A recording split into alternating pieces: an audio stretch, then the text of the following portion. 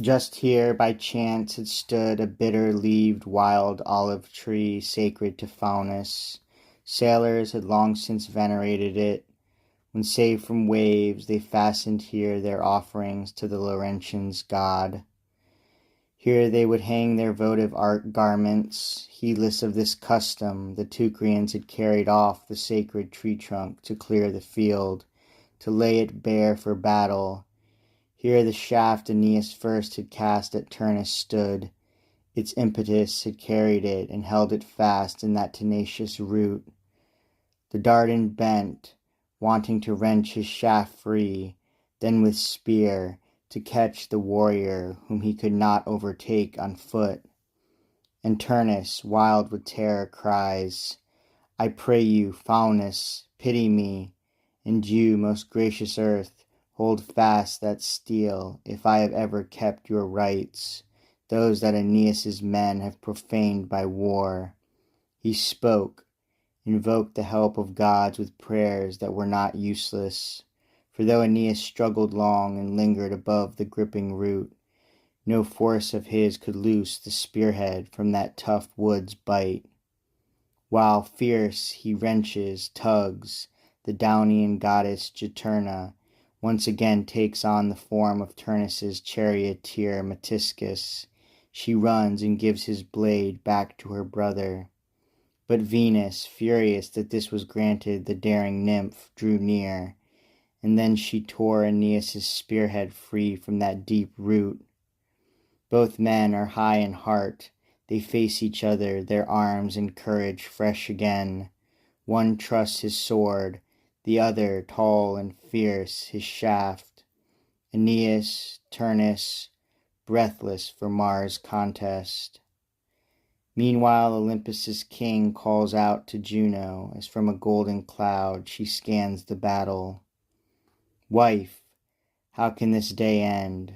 What is there left for you to do? You know, and say you know, that as a deity Aeneas is owed to heaven, that the fates will carry him high as the stars. What is your plan? What is the hope that keeps you lingering in these chill clouds? And was it seemly for a god to be profaned by a human wound, or for a sword that had been lost to be restored to Turnus? Without you, Juturna could do nothing. Was it right to give fresh force to those who are defeated? Stop at last, give way to what I now ask. Do not let so great a sorrow gnaw at you in silence. Do not let your sweet lips so often press your bitter cares on me. This is the end. You have harassed the Trojans over land and wave, have kindled brutal war, outraged Latinus' home, and mingled grief and marriage. You cannot pass beyond this point. So, Jove, the goddess Saturn's daughter, yielding, answered, Great Jupiter, it was indeed for this, my knowing what you wish, that I have left both Turnus and the earth unwillingly. Were it not so, you would not see me now alone upon my airy throne, enduring everything. But girt with flames, I should be standing on the battlefield itself, to drag the Trojans toward the war they hate. I do confess that I urged on Juturna to help her luckless brother. I approved her daring greater things to save his life. Yet not to aim an arrow, not to stretch her bow. I swear this by the pitiless high fountainhead of Styx, the only pledge that fills the upper gods with dread. And now I yield. Detesting wars, I give them up, and only this, which fates do not forbid, I beg of you, for Latium, for your own father's greatness, for the race of Saturn.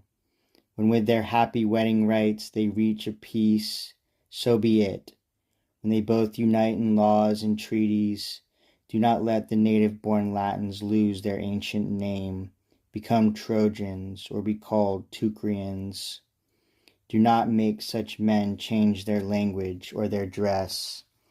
Let Latium still be, let Alban kings still rule for ages. Let the sons of Rome be powerful in their Italian courage. Troy now is fallen, let her name fall too.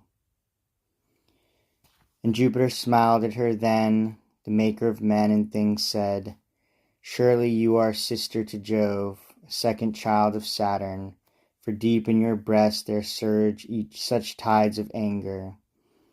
But come, give up this useless madness. I now grant your wish, and willingly, vanquished, submit.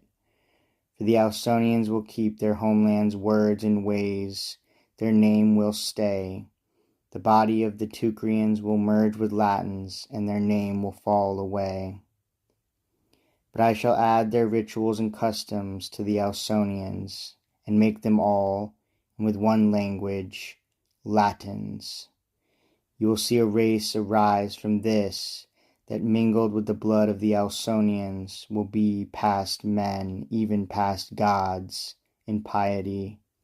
No other nation will pay you such honor. Juno agreed to this. With gladness she then changed her mind. She quit the skies, her cloud. This done, the father, left alone, ponders another plan, to have Juturna driven far from her brother. It is said there are two fiends who bear the name of Furies. They were born in one same birth with Hell's Megaera out of untimely night, who wrapped all three in equal serpent's folds and added wings that take the wind. These wait before the throne of Jove, the threshold of the cruel king, and spur the fears of feeble mortals when it happens that the king of gods flings down dread sorrow and diseases, or when he sends war to terrify unrighteous cities. And quickly Jupiter sends one of these from heaven's height, commanding her to meet Juturna as an evil emissary. She flies off, cloaked in whirlwinds.